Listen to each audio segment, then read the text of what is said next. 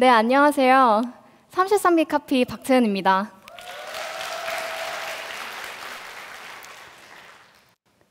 여러분은 어떨 때 이상하다는 말 쓰고 사시나요? 길거리에서 이렇게 혼자 춤추고 있는 사람 보면 이상하다는 생각 들죠?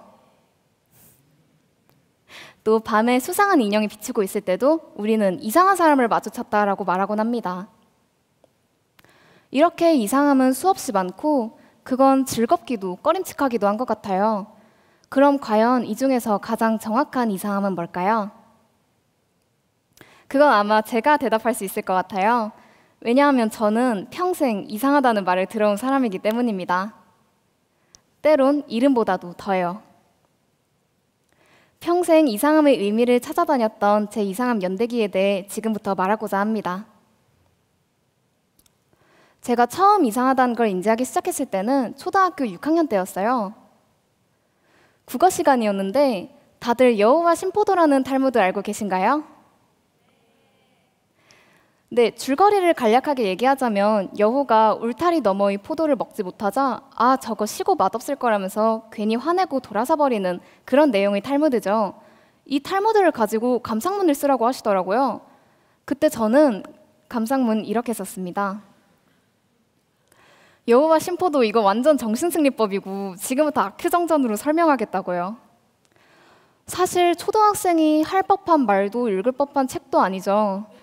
친구들도 다들 여기에 위화감을 느꼈는지 원래도 책이나 읽어서 좀 겉돌았던 저였는데 친구들이 이날을 기점으로 완전히 등을 돌리기 시작했습니다.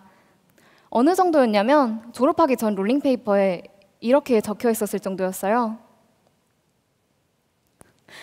책 좀 그만 읽어라.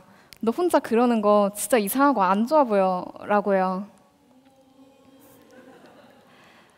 이때 이상하다는 말이 제 세상 안으로 처음 들어왔습니다. 집에 와서 사전을 찾아보니 이상하다는 이런 의미더라고요. 정상과는 다르고 알 수 없다. 그런데 저는 금방 세 번째 뜻을 눈치챌 수 있었습니다. 정상과 다르고 알 수 없는 너와는 별로 친해지고 싶지 않아. 그건 나아가서 우리에게는 틀린 것처럼 보이네? 라는 뜻이었다는 걸요.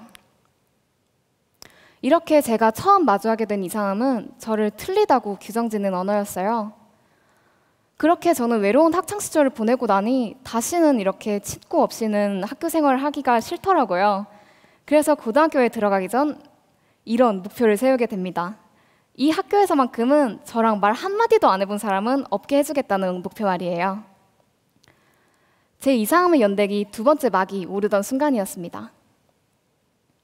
학교에 들어가서는 용기 있게 안녕? 하고 인사를 건네고 다녔어요. 다행히 친구가 없던 시절이 무색하게 어디에도 속하지 않았던 저를 잊듯이 친구들은 점차 다가와주기 시작했고 금세 친구들에 둘러싸인 학교 생활을 할 수 있었습니다. 아, 나 이제 이상함에서 조금은 멀어진 걸까? 하고 즐거워하던 때였는데요.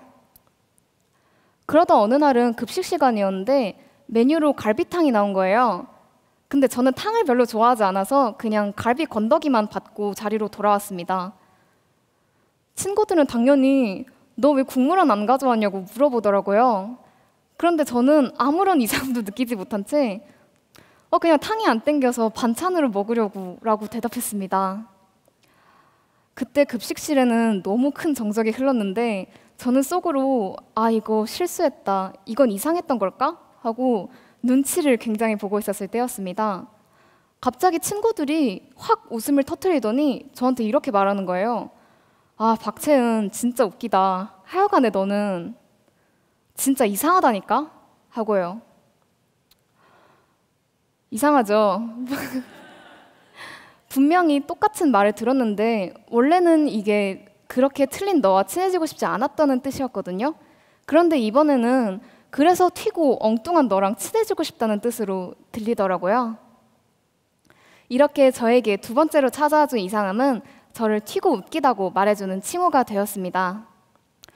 사실 이 연대기가 이렇게 해피엔딩으로 끝나면 좋으련만 이게 저에게는 역시나 맞지 않는 옷이라는 걸 찾게 되는 에피소드가 하나 있어요. 그렇게 사귄 친구와 카페에 놀러 갔을 때였는데 이상하게 대화가 자꾸 툭툭 끊기더라고요.